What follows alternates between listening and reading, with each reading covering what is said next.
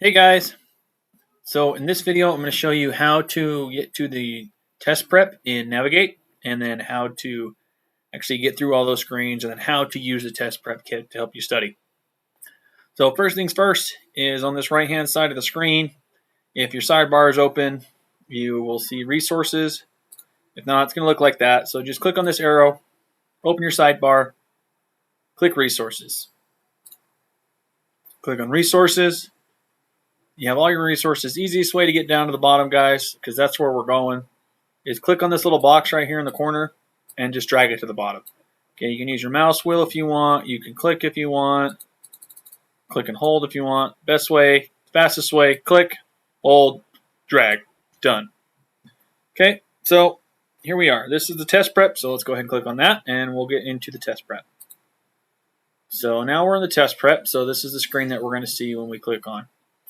So first things we'll go over is the review my performance. So in the review my performance, you can see the 3 assessment, 12 practice, 146 questions I've seen, how I did on my last test, the question bank, total amount of questions, how many I've taken, how many are left, and then you can see your last 6 practice tests that you've taken, and then how you've done.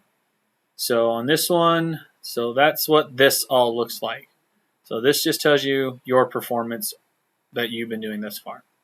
So we'll go over these two, what all these 4 are. So first is the complete assessment test. This is a 150 question comprehensive test that covers everything within the curriculum. Airway management, cardiology, trauma, operations, everything is going to be in this assessment test, and it is 150 questions, no matter how many times you click on it. Okay, so if you have time and you want to do this, go for it. I haven't done it. You see I have 3 here. That was just a test with it. It's always 150 questions, no matter how many times you do it. If you want to review after you do that, then you click on Review My Assessments. It shows you how you did. I'm not going to do that because all mine are 0, but that's how you get into that. What I normally use this for is the practice test. So we're going to go over the Create New Practice Test and the Review Practice Test. So first thing is Create New Practice Test. So as soon as you click on the Create New Practice Test, it's going to come up with this window. In this window, you have a few options at your disposal. So first, go over the test settings is tutorial mode or test mode. Tutorial mode shows you if you got it wrong and then gives you feedback. Test mode is exactly what it sounds like. It's a test. You answer all the questions, you get your results at the end. Timer is a total test timer. If you want to see it, you can turn it on. I just always leave it off. That's up to you. And then you have a confidence meter. This is actually a pretty helpful tool. I don't use it a lot, but if you want to use it for studying, it's actually a really good tool. So I'll show you guys how to use that. So you have your numbers here. So all these numbers show is that's what this note's telling you. So it shows you the number listed after each subject represents the number of questions that has not yet answered versus the total number of questions included in the category. So if you look at all these, they all show different numbers. So cardiology, it says 0 of 121. Honestly, guys, this just means even if you've seen the question, so there's actually a lot of questions I haven't answered, but I've seen them. And so just because I've seen them, it counts that I've answered it. So this is just, take it however you want it, but this just shows you that I've seen all 121 questions. So that's what those numbers mean. So let's go ahead and let's actually start creating a test, a practice test. So on tutorial, I'm not going to have a timer. I'm going to have a confidence meter, and I want to take a test on cardiology. So let's say, so once I click on this, it's going to have a blank box and an add. So I can type in this, whatever number I want. So I'm going to type in 10. And then once I type in 10, right now you can say it says create test. It says 0 questions. Once I click add, now I have 10 questions. Okay, that's for that subject. If I were to change this to 20 questions and click add, it's going to have 20 questions because that's how many I have from cardiology. Okay, if I choose another subject, airway and breathing, and I want to add 10 questions from airway and breathing, I click add. Now it has 30 questions. If I were to make this 20, it would now have 40 questions. Okay, so it's just going to add all those together. So this is your total amount of questions for however many subjects you have selected. So if I deselect this, I now only have 20 questions in cardiology. Okay, so just for this example, I'm going to do 3 questions. Let's do 5 questions for this example. So in this, I'm almost ready to go, but you know what? I want to include questions previously answered incorrectly. So once I click this, you guys are going to watch this number change. Now all of a sudden I have 61 that I haven't. So this is where this number comes in. So I have 61 that I have not answered correctly. And so now I'm going to go ahead and I'm going to create this test. Okay, but before I do that, you'll notice it has 20. Sorry. So I'm going to change it to 5. Click Add. Now I only have 5 questions. So now I can create a 5-question test from cardiology that includes questions previously answered incorrectly. Okay, so I'm going to go ahead and create this test now. So give it a second. Now it comes up with your practice test. So let's go over this screen really quick. So on the left-hand side of your screen, you have all of your questions. So question 1, 2, 3, 4, 5. So I can click on each one of these and I can look at them. All right. Question 4, question 5. Okay, I can answer any one of them that I want. It doesn't have to be in the appropriate order. Okay, at the top of the screen, you have a calculator. If you have drip rates that you need to calculate, you can use that. You have my notes. To be honest with you guys, I have not found a purpose for this. I've taken several tests. I've made notes on it. When I make a note, if I were to make a note that says yes, okay, save and close notes. If you notice over here on the left side of the screen, it shows that I took a note. Okay, once you finish the test, I have never found a way to access this note. It just helps you for studying in this one. I've never found a way to actually access the notes after you submit your test. So use that however you want to. Same thing with flag questions. So if I flag this question, you can see a little flag comes up, means that I flagged it. This has more meaning than this does for me, because if I go back to test, it means I flagged this. That means maybe I need to review a little bit more. So I can go back in my review and see that. You can't see my notes when you review a test. I don't know what the purpose of my notes is. So if you guys figure that out, cool, let me know. But I've tried a couple times. I've never been able to figure it out. Besides, right now, this will help me. It won't help me after I submit the test. If I don't want to look at this menu at all, just click hide this menu, and it will get rid of that top menu. Okay.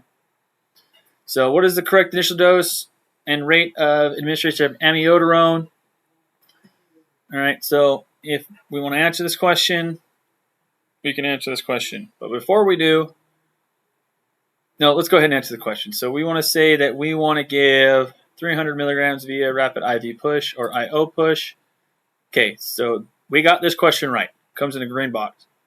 So anytime you answer a question, you're always going to get feedback. Whether you get it right or wrong, you're going to get feedback. And it's going to tell you how to do it. It's going to tell you your feedback.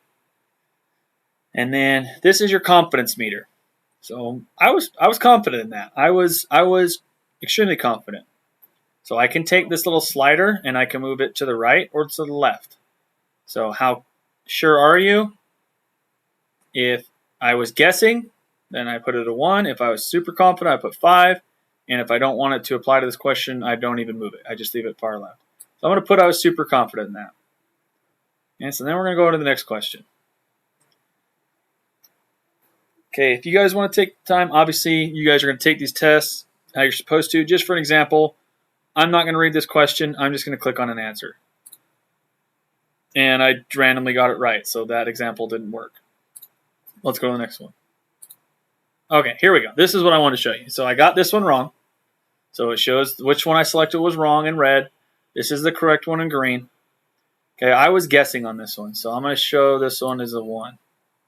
Okay, so I'm going to take my confidence meter here. I'm going to put it to a 1. Because I was just guessing. I don't really know. So again, it gives you feedback. I go to the next one. Excuse me. Okay, if you guys notice on this that it shows me this color is your confidence meter. So if I got a 3, you can see how it's yellow. If I put it as green, it was red. If I put it as 5, it's green. If I put it as 1, it's red. I don't want it to apply to this one because I didn't mean to get that one right. So again, this shows me that I wasn't confident. I was confident. I flagged it, made a note, and you know what? I'm done taking this test. So I'm not going to finish this test, so I can show you guys what it looks like if you don't finish the test. So we're going to go ahead and click pause and test. So it tells you in its pause state. The pausing affects only the question timer. The overall timer for the test will still be running. So if you have your timer, just know that that's what that is. Also, it says that any questions unanswered will be scored incorrect. I don't care because it's just an example. So I'm going to go ahead and click submit. So now it says, congratulations, you completed your practice assessment. Click review my practice test below to see your results. So we're going to go ahead and review my practice test. So we're going to click on that. And it brings you to this screen. So we'll go over to this screen really quick. So this little chart shows you your past 4 tests and how you did. Okay, so this one I got a 40% on. These ones if you look at each one of them, it shows you on this pie chart, it will change depending which one you hover over. So we're going to look at the one we just took. So I got 40% right. I got 20% wrong. I skipped the other 40%. If I had it in gray, like this one, I did not see 44% of the test. Okay, and that's important, and I'm going to show you guys why here in a second. So here's the test I just took: 20% wrong, 40% right, 40% skipped. Okay, so if I want to review specific questions from a test, so from this test I just took, I know I got 20% incorrect. So say I want to review those. So down here you can see the last 4 tests that I took. So I want to review, this is the one I just took, 40%, 2 out of 5 correct. Tells you how much time you spent on the test, your average time per item, what your subject was, and what mode you took it in. So I want to review the questions from this test. So I'm going to click the time and date. Time and date's where you want to click, and it's going to bring you down here. Now it shows you whether I got it right, check mark, wrong, red X.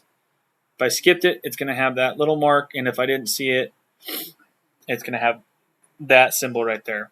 So I'm going to go ahead and I am going to look at, all right, well, I was super confident in this one. I can review that if I want, but this is the one I want to review. I had a confidence rating of 1. I guessed on it. I didn't know, so I want to review it. So I'm going to click on the item number, and it's going to take me to the question. So now I can review the question.